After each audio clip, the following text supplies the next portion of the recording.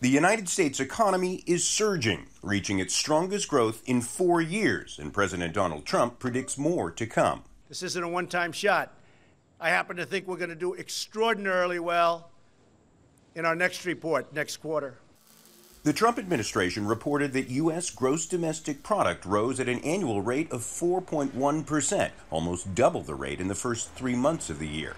But many economists don't expect the surge to last, with many predicting actual GDP growth will settle to about 3% this year. That is because second quarter numbers were boosted by foreign purchases of U.S. soybeans and other products before a trade war raises tariffs on them.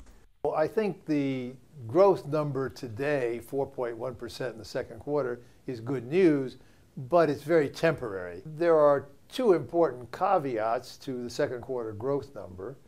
One is that they were propelled in large part by a sharp increase in government spending, coming off the increase in the budget deficit from earlier this year and the tax cuts.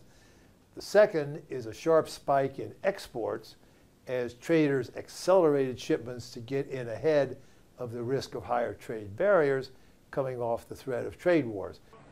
But President Trump says his actions have helped cut the U.S. trade deficit by $50 billion. These tax cuts, particularly on the business and investment side, are going to be boosting wages, livelihoods, and jobs for middle American, ordinary working folks. And it's starting to take effect, and that's why I agree with the President. This is a boom that will be sustainable.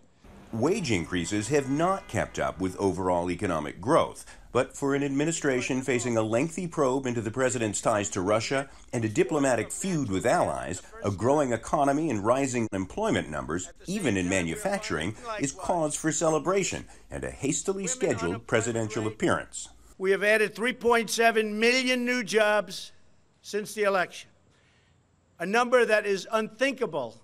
We are in the midst of the longest positive job growth streak in history. Those numbers could prove hard to sustain as U.S. trading partners around the globe raise tariffs, answering a trade war set off by Trump himself. John Hendren, Al Jazeera.